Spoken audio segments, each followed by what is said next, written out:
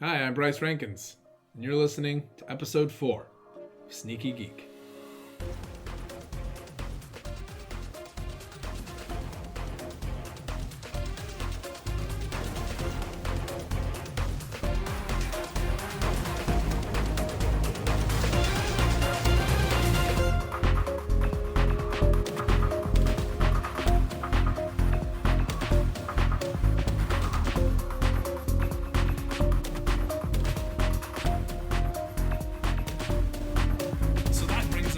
To how it all closes up.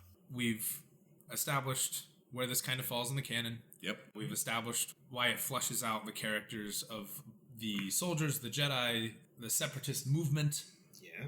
And why that's going on. You certainly feel like this war is not just good versus evil at this point. There's a lot of working pieces. And you start to realize something that gets pointed out in the Star Wars Rebels show when Ezra starts chewing out an old droid and an old clone soldier, and he says, neither of you won the war.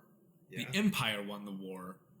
You guys just served to weaken everybody enough so that the Empire could take over. Yeah. And through Clone Wars, like when you hear him say that, it's like, wow, that really makes sense. But when you've seen all of what happened in Clone Wars, you realize that is really what happened. Mm-hmm. Is this the clone armies, the droid armies, the separatist movement? All of these things served to divide so that the Sith could take over and eliminate the Jedi. And that's kind of exactly how it made things kind of smooth for the Empire to take over. And that there was so much chaos going on, the Empire offered stability, and that's why people clung to it so hard at first. Because you get to episode 4, A New Hope, and the Empire's evil. How could this happen? Blah, blah, blah. Well, this is kind of the lead up to it and why. And people cheered when Chancellor Palpatine said that they would forge a new empire. Yeah. Mm-hmm. You know? Jar Jar Binks freaking hollers out like, let's do this, or let's do this, as it were. and everybody is, it comes with fanfare and applause. Yeah. And while it is dark and looming and you realize that we've just murdered all of these beloved characters that you fall in love with through the course of the Clone Wars, which makes Revenge of the Sith a much more enjoyable movie also. Because as we stated at the beginning of this podcast, Revenge of the Sith is not without its problems.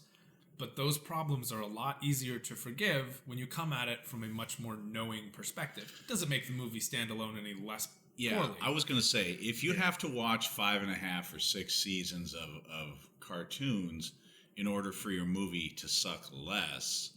There's a big problem. There is a big problem, right?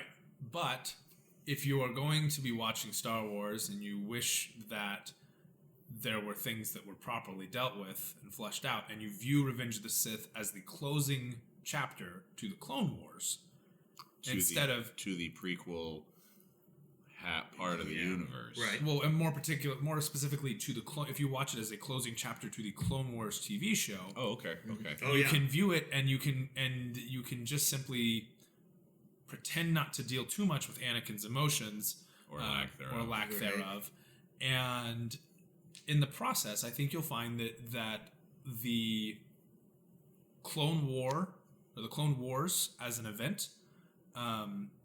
And the purging of the Jedi and the development of the Empire are actually a really, really cool story. Unfortunately, when you watch a movie that is primarily focused on Anakin's whiny angst, on his feeling, as his, because he only has one feeling, him and all the feel. Yeah. Well played. When you watch it as that, it can be a pretty frustrating movie in a lot of ways. But when you watch it as the closing chapter of Cody's story of... Is Cody the one with the beard? No, he's Commander Cody. He's one of the Clone Troopers. No, I understand that, but doesn't one of them ends up with a beard? No, Rex ends up with a beard. Rex, okay. So we're going to get to that in just a sec. So you close off all of this. So there's reason number 1 is it makes Revenge of the Sith a much better and more impressive movie. Mm-hmm. Okay. 2, it leads into, and we'll do a whole other episode about this eventually, but it leads into Star Wars Rebels allowing to exist. Okay. It paves the way. It has an animated TV show. Spiritual sequel to the Clone Wars. I mean, there's not really any television shows about Star Wars, despite its 40 years of existence. No, it's true. And now Clone Wars has been wildly successful, and now we can have Star Wars Rebels, which takes place 15 years after the events of Revenge of the Sith, and characters from Clone Wars come into play. They bring back Saw, which also shows up in Rogue One. Yep. They bring back Ahsoka Tano, spoiler alert, season 2. And it's fantastic how they do so. Great they setup. bring back Darth Maul again after his resurgence in Clone Wars. Yes, I saw Another great arc. So what's really awesome is most of the crew from the Clone Wars were still with Lucasfilm, and so they got brought on to do Rebels. Yeah. And so Dave Filoni's still in charge, one of the head writers. And Dave Filoni has his hands in the extended canon as well. Right. So, like when Star Wars A New Dawn, which is the prequel to Star Wars Rebels, when that book came out, he had so much hand in it that he actually had to sign off on the cover art to make sure that it looked right. Mm-hmm. Yeah. Which, while it's a good read, it's a much better listen. Listening to Mark Thompson read anything is fantastic. True. As an audiobook guy, he has spoiled me rotten. Well, what's also good too is there's also an Ahsoka book that came out, and it which we kind of alluded to. Yeah. Right, read by Ashley Eckstein. Yeah, which is really awesome.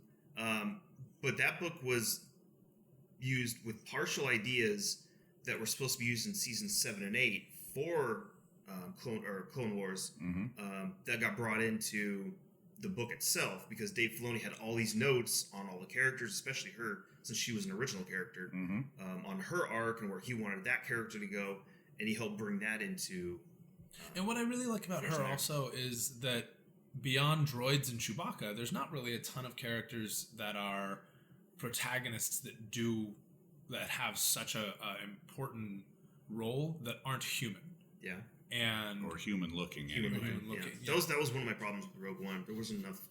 I wanted like an alien on the actual main team. But anyways. Yeah, but it also notes and it's noted within the extended books that have been coming out that the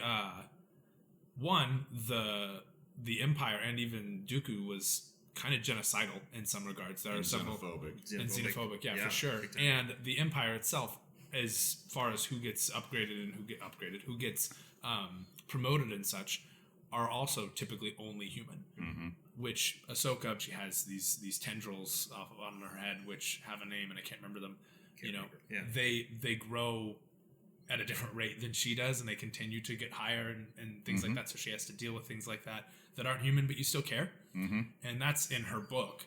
But in the show, she winds up having a big role in the last portion of the Rebels operating by themselves before they start interacting with the other rebel factions. Before they become an alliance? Before they start interacting with the other cells of the rebellion. Yeah, and actually form the Rebel Alliance rather than just Rebel Cell here, Rebel Cell here, Rebel Cell here. Because the Rebel Alliance is an alliance of several rebel factions. Which you don't really realize. You don't realize it when you watch the first one. You're like, oh yeah, the Rebel Alliance. That's just what they call themselves. They're an alliance of all these people. But they're an alliance of several factions of rebels who have been screwing over the Empire in any way that they can. Right.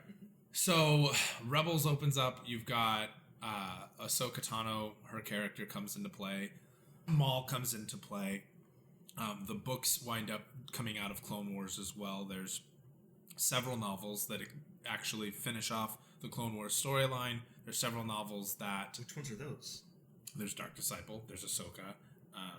Ahsoka wasn't really a Clone Wars novel. But a lot of flashbacks were Clone Wars related. But not really. And she closed a lot of characters for it. Because she would talk about what happened with various characters. She talked about Plo Koon. She talked about... it was the longest night of Andy Dufresne's life. Andy Dufresne crawled through 2 miles of shit. Filth that I can't even imagine. It was the longest night of Plo Koon's life. And now I have an awesome visual. You're welcome. You're welcome for that. Digging his way through. Anyway, well, at least he's got that mask on his face. Yeah. We've got the introduction to the Inquisitors comes out of Clone Wars characters. Okay.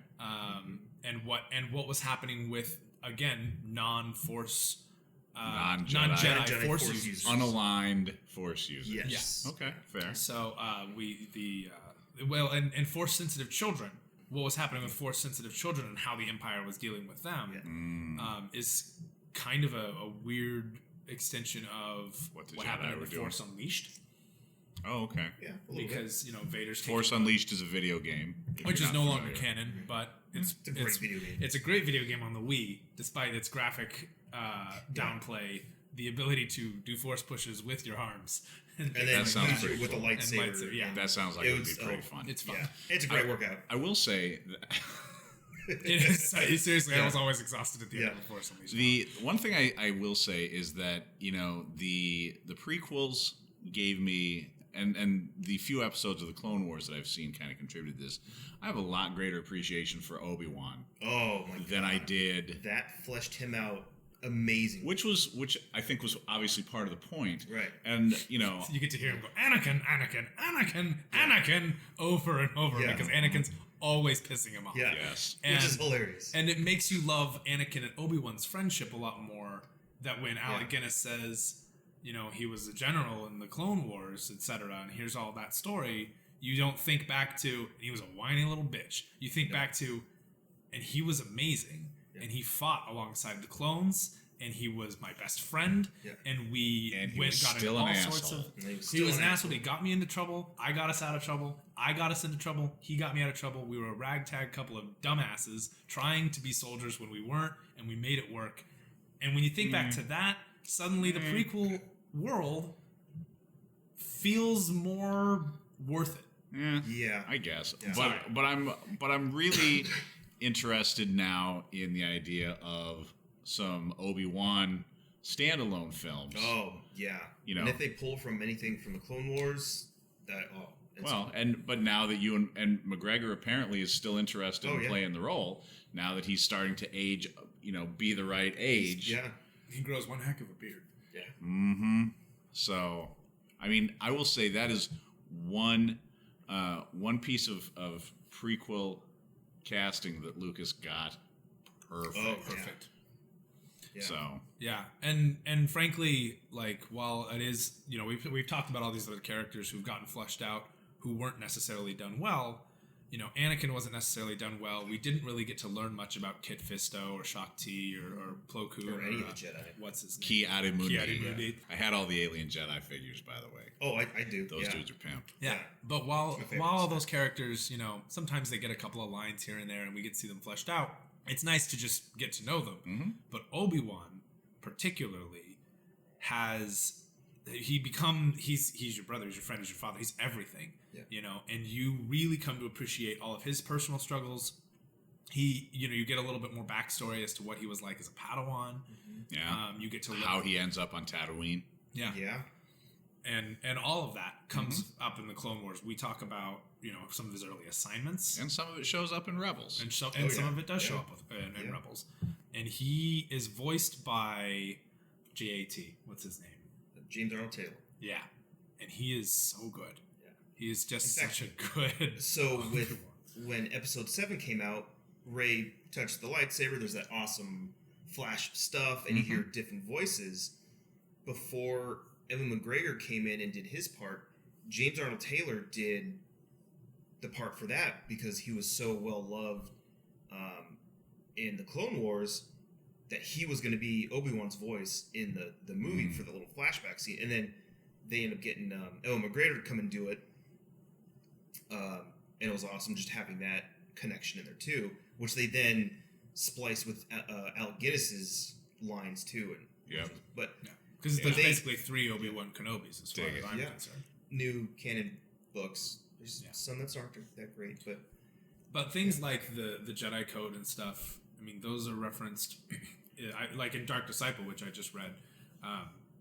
Obi-Wan is really upset over stuff that's happening, and he has to go in and talk to the council. Oh, he shows up. He's in Dark Disciple. Yes. Oh, they're all in it. Oh, okay. Because, like I said, there was such a big arc in the TV show, yeah, so the TV show characters show up too. Obi-Wan's standing outside, and he's like, "There are no emotions. There's only peace. And he starts going through the code. Through the code, he's like reciting it to himself to just kind of calm himself down before he goes forward. Cool. And that's that's something that I didn't see until KOTOR. I don't know where it originates. KOTOR is Knights of the Old Republic, by the But way. now we're getting to the point where we've seen Clone Wars makes Revenge of the Sith better. It ties up the prequels better. It opens the door for a lot of really, really cool things as far as expanding the universe in this era of expanded universe. And I think that's pretty much all we need to talk about. There's one thing.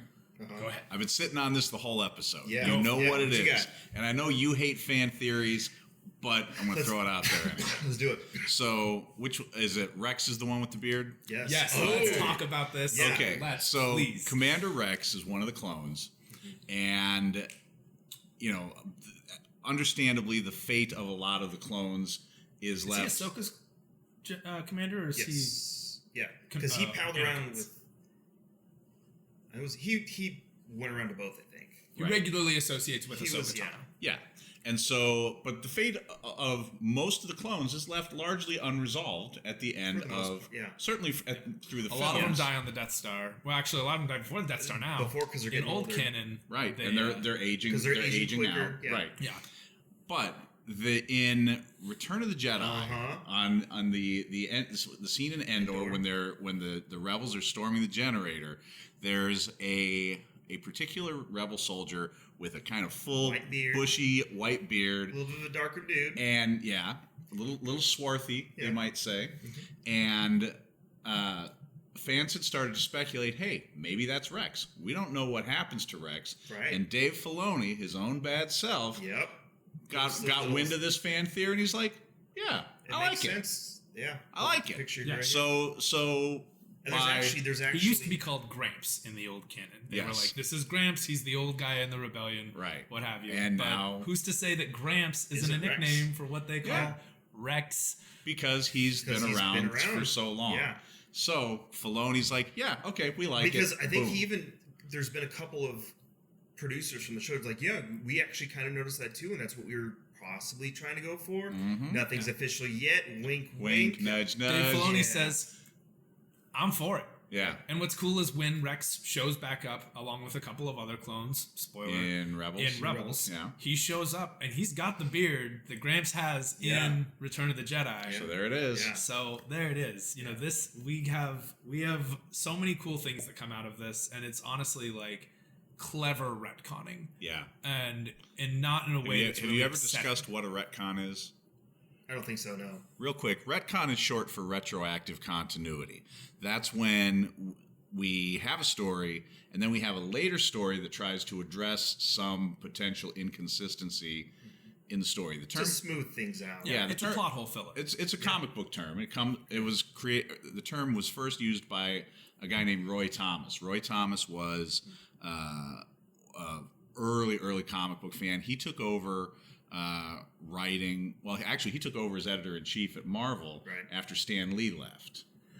Way back in the day, he wrote a lot of Marvel books. He did a lot of writing for DC. He's a big fan of the Golden Age, and he wrote a series in the '80s called All-Star Squadron, which took place during World War II and dealt with a lot of those Golden Age characters. So filling in a lot of gaps and things like that, and that's where he first uses the term retcon. So So that's retconning. Clone Wars is one of the a greatest big retcons. retcon, It's yeah. one of the Yeah, it greatest is. retcons in Star Wars. after these messages, we'll be right back. Hey guys, we don't have any messages right here because we're a small baby podcast. It is something we'd like to have eventually so that we might be able to, make these pretty consistently. So if you could help us out, we would love a review and a subscription on Apple Podcasts or Google Play or even SoundCloud. We'd appreciate it. Thanks, guys. All right, back to the show. And we're back.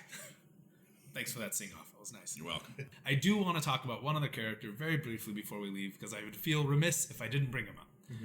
General Grievous in the Clone Wars is yeah. such a badass. Oh, yeah. Yes, that And is I true. loved Grievous when I was a kid. I was like, Yeah. I don't know who He this was a kid cool is. villain. The idea of only Force users could use lightsabers was kind of up in the air. Right. This guy's coughing like Brian has been Yeah, throughout this entire episode.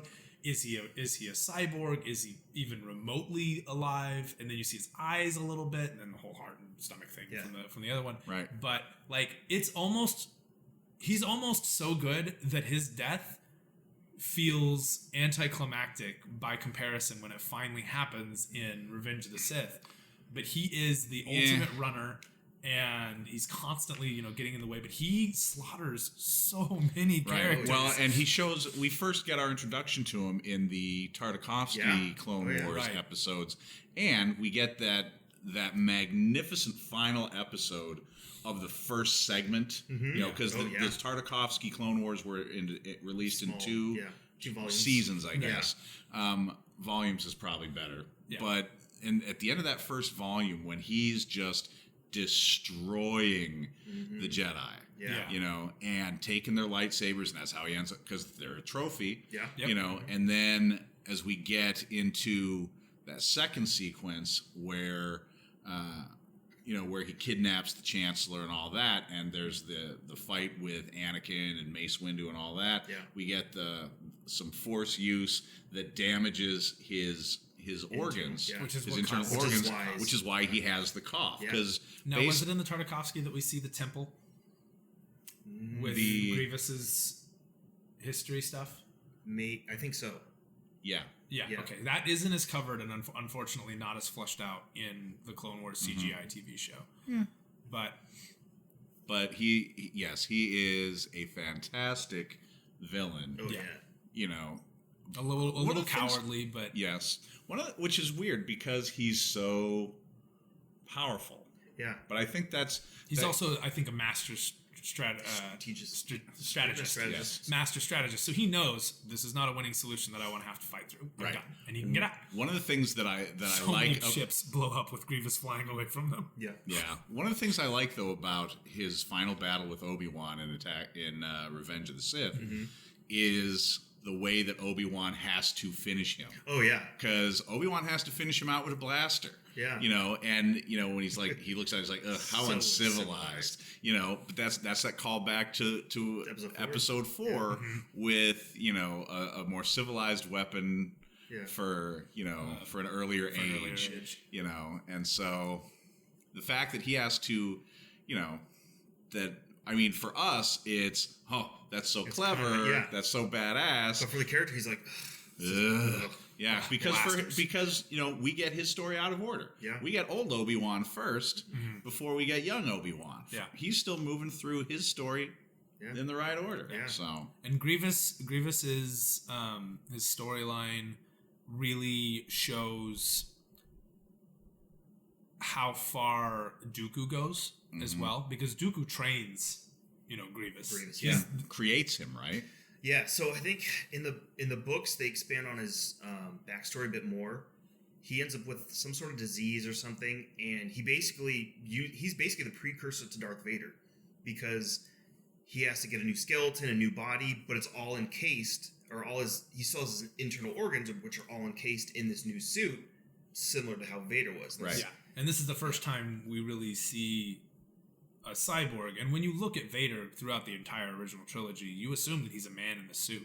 Right. You don't realize until he's crawling his body up the hill on what is it, Mustafar? That he is he's a torso. Yeah. Vader is a torso with damaged lungs and don't skip core day. Yeah. The only way he's up to get there is using his core. Yeah. But, doing the worm. Right. Yeah. But you realize that Vader is not just some dude in a suit who needs some breathing help. He's not just some asthmatic in a suit. Yeah, he's not an asthmatic in a breathing suit. He's not in the walking iron lung. He is in a life support system. Yeah. Yeah. The suit is, and that's... So what's cool about Grievous is that Mustafar and the crawling and that scene you see with him jacked up with only legs with Vader, Anakin, with Anakin Vader. I think he's been declared Vader. He's been declared Darth Vader. Yeah, that's true. He's been knighted. He's not Darth Vader as we've come to know and fear him. Yes, and I like should be it. Yeah. Thank you. And then, but you see as he's crawling, Vader's not just some dude asthmatic in a walking iron lung life support suit. He's an arm, legs, everything. He is put back together largely of cybernetic parts. Mm-hmm. Scraps and rage. Yeah. Scraps and rage. He's a junkyard walking through. Mm-hmm. So band name, by the way, Dibs. Scraps and Rage. Scraps and Rage. What's really cool also about Clone Wars is that David Tennant has won a daytime Emmy for a character. For a voice role. Really? Yeah, so he plays, again, there's different kind of storylines. In one of the Jedi storylines, he plays a 1,000-year-old lightsaber assembly droid guide. Yeah, lightsaber guide. So he helps a lightsaber guide. He helps younglings build their lightsabers. The first lightsaber. Yeah. Huh. Yeah, so it's really cool, and it first shows the younglings and the Padawans going to, I think, Ilum to get their lightsaber, to get their crystals, the kyber crystals. And then Ahsoka is actually the one kind of helping them on this Ahsoka trip. and Yoda are like guiding them to this next stage of their Padawan training. Uh-huh. And then they get their stuff, and they go up to the ship, and then there's awesome David Tennant robot being sassy and snarky, but also sweet. But also, and like he's just this. He's older. And he's like, I've seen all of these things. Yeah. I mean, the guy's older than Yoda. Yeah, it's been around for 1,000 years. And he's been like, he probably guided Yoda through his lightsaber training. Like that's so it's really cool, which I've never thought about before, but that's really neat. Yeah. So it's kind of cool how they. I guess I hadn't really considered that there might be someone out there older than Yoda. Mm-hmm. Yeah. So again, like I love the Jedi lore and the backstories and what makes Jedi and the philosophy kind of stuff. And so just seeing that part, I was like, holy crap! And then knowing it was David Tennant, like, because that's when that's pretty badass. Right in the middle of my like love of Doctor Who era. Not that I don't love it now, but right when I was really into it and I was watching this too, it was like, holy crap! Down. Yeah. Shut up and take my money. And when you talk about Clone Wars and you're saying, it expands a lot on the Jedi, your first thought is, oh, cool, I'm going to learn about Ki-Adi-Mundi and Mace Windu and all these other guys. You don't think, and it's going to talk about these younglings that are all going to die. And that's like, there's something beautifully tragic about knowing that these people are all learning and getting excited. And it won't matter. Yeah. But at that point in the series, it doesn't even click with you because you're so focused on the story that's going on right then and there and the characters that were going on. Yeah. And you care so much about like they have, what is Greedo? He's a... Rodian. Oh, yeah, a Rodian. They have a particular Rodian, and I want to say she's a girl. Yeah. And she has this moment where she's looking for her kyber crystal and she can't find it in the cave, and she's getting really upset. And she says, she takes a deep breath and she goes, I am one with the Force. The Force will guide me. And you're like, that's so close, but I don't care. I was throwing my arms over my I didn't realize that. And I recorded a portion of it and I sent it to Brian like, yes, this is great. Because this is this idea that had happened years before Rogue One or anything like that. But she takes a moment and she meditates or whatever, and then she sees the glow, and then she goes and gets her crystal. And we expand on the crystals, we expand on Jedi lore, we expand on history, we expand on the conflict, we expand on clones. Everything is expanded in this show. Yeah. So that's the Clone Wars. That's why you should watch it. Okay. Yeah. Are you semi-sold? Yeah. I mean, now I just need to find the time. Yeah, that's fair. Yeah. And you can skip. You can decide to skip all the Jedi. You can decide to skip all the clones. You can skip all the Jar Jar. Watch it, I probably ought to just watch it all. Yeah. I mean, I recommend it. There's a few arcs with Jar Jar that's a little frustrating, but everything with Jar Jar is but frustrating. there's unless you're 10. I think there's an episode where they kill off another Gungan. Like, and Dooku ends up being the one who does it, or Grievous I think is the one who does it. And like, it's a Jar Jar episode, but it's got dark. It's heavy. Like that's a rough time, because there's That's another what else episode where I've seen Jar Jar like is freaking out, and the senator's trying to calm him down and get him into his seat, and in the process of trying to get back in his seat, the plane the ship crashes, and the other senator dies, and it's like, Jar Jar, this is your fault. The whole reason we're even crashing is because you screwed up something with your stupid drunken master nonsense. Darth Jar Jar. Yeah. So I could dig it. Yeah. then again, Jar Jar's also kind of a simple man. Maybe Jar Jar's just being... Maybe Jar Jar's just an idiot. Just mind jackass, control is yeah. what I was going to say. Well, That too. yeah. So, anyway, that's Clone Wars. Yeah. Okay. What are you reading right now? You got Well, anything I on your did list? mention last night at our other podcast, it's being... that they're not going to hear for another 3 months or 2 months. Yeah.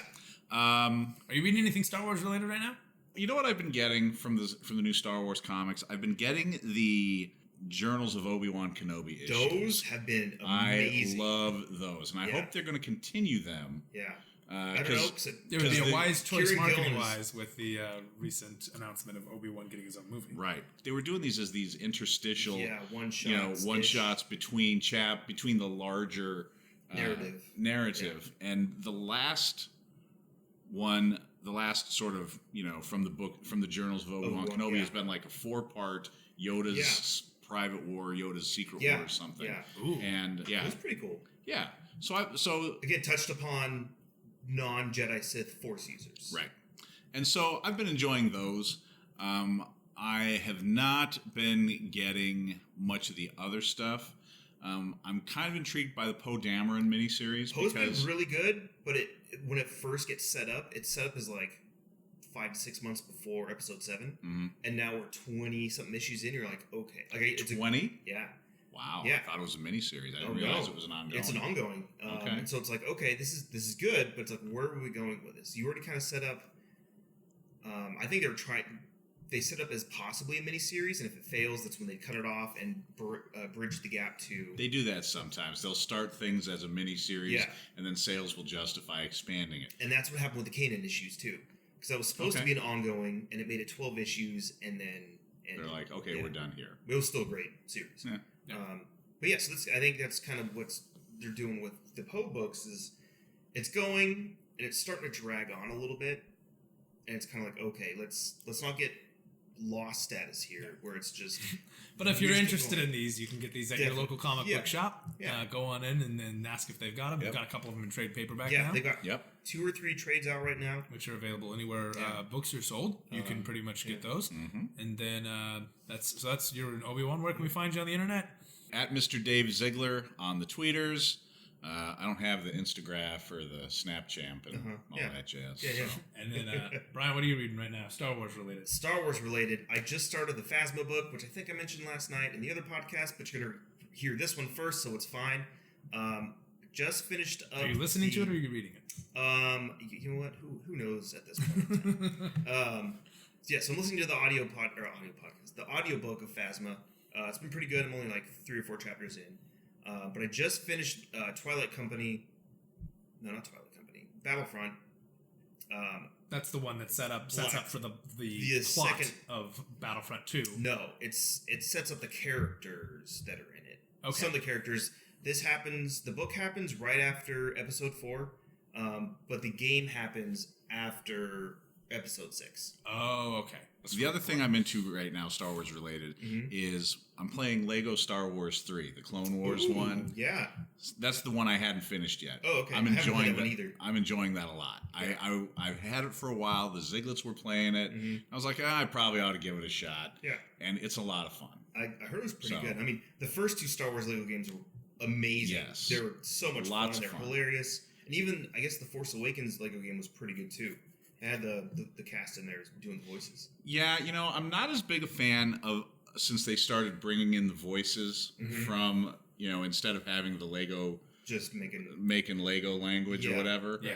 But the Lego Force Awakens is a lot more complex than the other ones. Right. It's more story driven, right? Well, story driven, but it's also there's a lot more you got to do. I mean, when you build something in the first 3 the Star Wars Lego games. Yeah. You have all these pieces just sort of kind of bouncing around, and you just build. Go up and build hit the button, and you build the thing.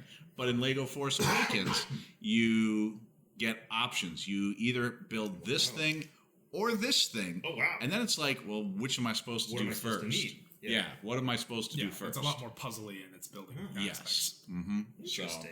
So, it's cool. It's fun. We're enjoying it. Just a different take on it. Exactly. Right on. So you got Phasma. You've got what was that called? Twilight Company. No, Twilight Company was the first one, which I got a few chapters in and haven't finished it. Okay. And then I just finished up the Battlefront 2 book. Lead-in book. Yeah. Okay.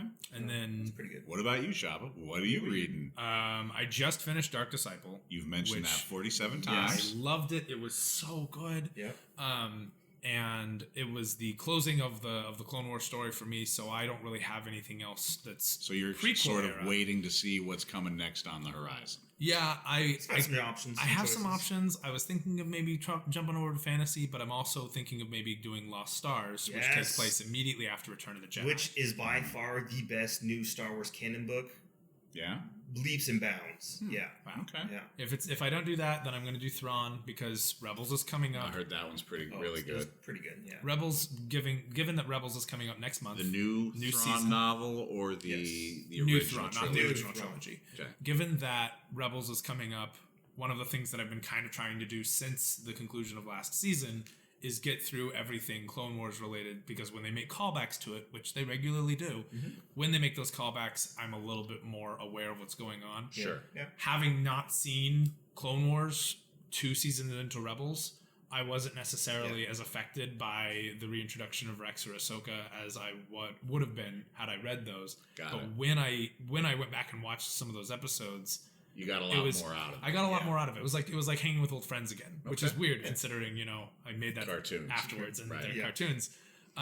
But Lost Stars doing that, and then I'm also reading American Gods right now, which from is Neil a TV Gaiman. show. Yeah, and it's so good. Have you watched the show as well? I have not. Okay. I saw a copy of it at my sister's house, and I said, "Is this any good?" I've heard people mentioning that it was like a TV show or something, and they said, "Oh yeah. They were only a couple chapters into the series before they finished season 1 because they want to extend it pretty far." And I was like, Right. "I'll pick it up." Now, I mean, I've been reading Game of Thrones for like 10 years because it's just a slow slog to get through some of those chapters. 3 pages into American Gods, and I was like, "Yeah, I'm not going to bed." And I powered through probably 80 pages. Right. Well, I'm a big fan of Gaiman's work anyway. I Yeah. feel like most of what he writes is, Solid stuff. Yeah. So Yeah. I bought my own copy of the book, and while I you was should have there, said something because I've got a spare copy. well, I really love my copy cover because it's got a cover that looks like old school science fiction. It's Robert McGinnis does the cover painting. He did paintings for American Gods. He did a cover for Starlight. Is that I'm not sure. oh, I It's- don't know. for 3 or 4 Gaiman books. For American Gods, Anansi Boys, Neverwhere, and the fantasy one: Starlight, Starfall, Star Bright, Oh, it's Star something. Star Scream. No, No. that's a different podcast. But there's that. Yeah. So I really enjoyed that. I have enjoyed it so far. And when I picked it up, I picked up Good Omens, which I have been recommending people read Good Omens. I have not read that. I've been recommending it since I was in high school because I had heard great things, but I've never actually read it. What? People have said You've been "Have you read it?" recommending Wait, how does it, that but you work? haven't read it. People have said, do you have any books to recommend? And I said, I haven't read it yet, but there's this plot And that's- about an angel and Right, and that's Neil Gaiman and Terry Pratchett. and Terry and it's young Terry Pratchett when he's still very much happy about life and he's not as doomsday as he kind of becomes in his later years. in the later because he's- Discworld novels. in the Discworld novels. And then from what I understand, Terry Pratchett's writing, as far as the cheeky cleverness, really stands out in Good Omens, but the plot has that Gaiman-esque Nice. quality to it that's really nice. So and what's really nice about that is after I finish reading that book, I'm gonna get to watch it because David Tennant just signed on to do a that's Good right. Omens TV Oh, show. Nice. So you can find you at Mr. Dave Ziegler, At Mr. Dave Ziegler. at Shield Agent B-Rom, Shield Agent B-Rom. at Bryce Rankins, and you can find our podcast at Sneaky Geek Pod on Twitter and at Sneaky Geek Podcast on Instagram because they don't seem to have a problem with the length of my Twitter handle. Leave us a review if you like us. And a nice If you- comment. Or a and mean nice comment, whatever, just if comment. it's a mean comment, just make sure it's constructive. And if it's a nice comment And spelled correctly. and spelled correctly, yes. But leave us a review. I would love to hear any of your comments, any of your questions. We could maybe address them on like a Fan Mail Friday kind of situation. Ooh, that So would that'd be kind of cool. Also, stay tuned for a similar episode like we just did for Star Wars Rebels. Yep, we'll be doing one of those probably in the next couple of weeks, right around when Rebels comes out. Or maybe just after. We'll see. We'll figure it out. You know how we work. But yeah, thank you very much. Thanks a lot. All right.